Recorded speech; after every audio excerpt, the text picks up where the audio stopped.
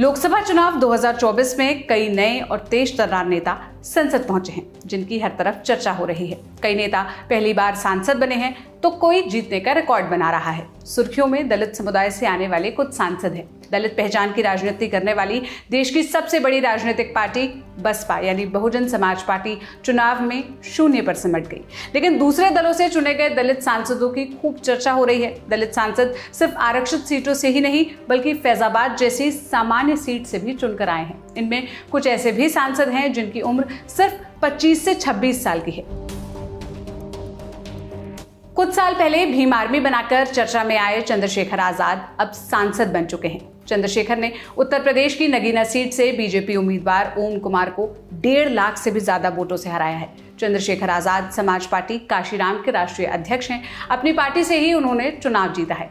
यहाँ चंद्रशेखर के खिलाफ समाजवादी पार्टी और बहुजन समाज पार्टी ने भी अपने उम्मीदवार उतारे थे। चंद्रशेखर का कहना था कि वो बहुजनों को सुरक्षा दिलाने के लिए चुनाव में उतरे हैं। चंद्रशेखर पेशे से वकील रहे हैं। उत्तराखंड से उन्होंने कानून की पढ़ाई की। अक्टूबर 2015 में उन्होंने भीम आर्मी बनाई। इसका उद्देश्य था दलित समुदाय में शिक्षा को बढ़ावा देना। सितंबर 2016 में सहारनपुर के एक कॉलेज में दलित छात्रों की पिटाई के खिलाफ विरोध प्रदर्शन के दौरान चंद्रशेखर और उनका संगठन सुर्खियों में आया था। इसके बाद चंद्रशेखर ने दलितों के बीच लगातार अपनी लोकप्रियता बनाई। 15 मार्च 2020 को काशीराम के जन्मदिन पर उन्होंने अपनी पार्टी बनाने का ऐलान किया था। 2022 के विधानसभा चुनाव में चंद्रशेखर ने गोरखपुर शहरी सीट से योगी आदित्यनाथ के खिलाफ चुनाव भी लड़ा था, लेकिन बुरी तरह उन्होंने शिकस्त का सामना किया था।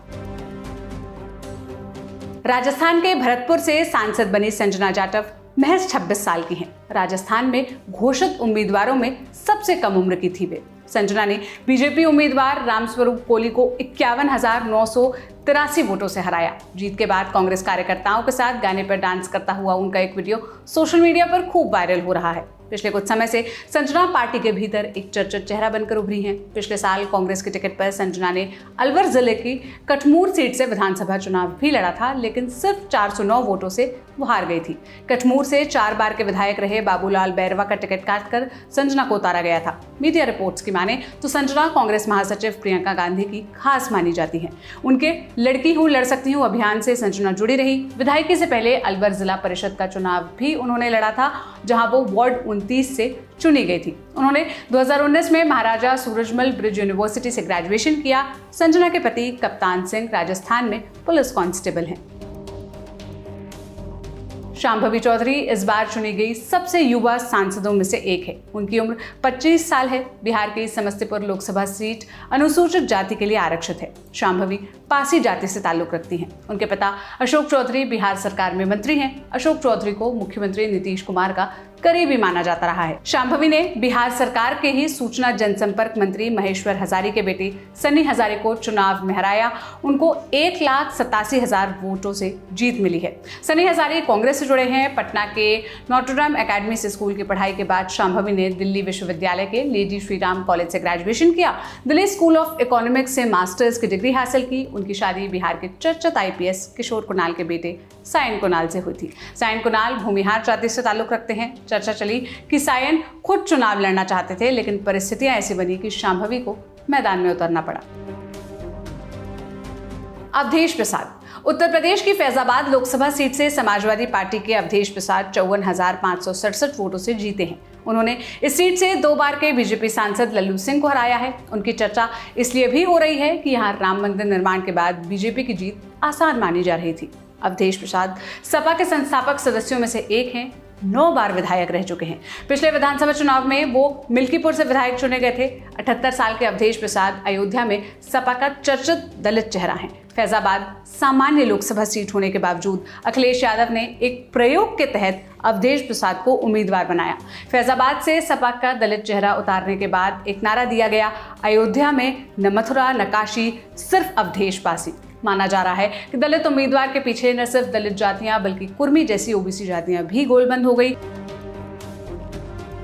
कुमारी शैलजा मनमोहन सिंह सरकार में केंद्रीय मंत्री रह चुकी हैं। कांग्रेस में एक प्रमुख दलित नेता के तौर पर उन्हें गिना जाता है। शैलजा एक बार फिर हरियाणा की सिरसा लोकसभा सीट से सांसद चुनी गई हैं। उन्होंने बीजेपी के अशोक तंवर को 2,68,000 वोटों से हराया है। पिछले लोकसभा चुनाव में वो अंबाला से हार गई थी। शैलजा के पिता चौधरी दलवीर सिंह हरियाणा कांग्रेस अध्यक्ष रह चुके हैं। 1990 में महिला कांग्रेस से राजनीति शुरू करने वाली शैलजा कई बार केंद्रीय मंत्री रह चुकी हैं। पहली बार 1991 में सिरसा से ही लोकसभा पहुंची थी। तब उन्हें नरसिम्हा राव सरकार में केंद्रीय शिक्षा मंत्री का पद मिला था। उन्हें गांधी परिवार का करीबी माना जाता है। फिलहाल कांग्रेस वर्किंग कमेटी यानी CWC की वो सदस्य भी हैं। 2014 से 2020 तक हरियाणा से राज्यसभा सांसद भी रह चुकी हैं। पिछले हरियाणा विधानसभा चुनाव से पहले उन्हें प्रदेश कांग्रेस अध्यक्ष भी बनाया गया था। अप्रैल 2022 तक वो इस पद पर रही थी। चरणजीत सिंह चन्नी पंजाब के मुख्यमंत्री रह चुके हैं। राज्य में CM पद तक पहुंचने वाले वे पहले दलित नेता हैं। कांग्रेस ने इस बार उन्हें जालंधर लोकसभा सीट से उम्मीदवार बनाया। चन्नी ने बीजेपी के सुशील कुमार रिंकू को 1,75,993 वोटों से हरा दिया। चरणजीत सिंह चन्नी के लिए ये बहुत बड़ी जीत मानी जा रही है, क्योंकि 2022 विधानसभा चुनाव में 2 जगहों से वो चुनाव हार गए थे। जालंधर लोकसभा पर 1999 से लेकर 2019 तक कांग्रेस का दबदबा रहा। हालांकि पिछले चुनाव में आम आदमी पार्टी ने यहां से जीत दर्ज की थी। चरणजीत सिंह चन्नी पंजाब कांग्रेस प्रमुख दलित सिख चेहरा है और चमकौर साहिब से 3 बार विधायक रह चुके हैं। उन्होंने विधायकी का अपना पहला चुनाव 2007 में जीता था। 2015-16 में वो पंजाब विधानसभा में विपक्ष के नेता भी रहे। कैप्टन अमरिंदर सिंह की अगुवाई वाली सरकार में उन्हें टेक्निकल एजुकेशन और इंडस्ट्रियल ट्रेनिंग विभाग का कार्यभार सौंपा गया था। जब अगस्त 2021 में अमरिंदर सिंह के खिलाफ बगावत हुई तो उसका नेतृत्व करने वालों में चन्नी भी थे। चन्नी MBA करने के साथ पंजाब यूनिवर्सिटी से LLB और PhD भी कर चुके हैं। भाजपा नेता डॉक्टर वीरेंद्र कुमार लगातार 8वीं बार लोकसभा सांसद बने हैं।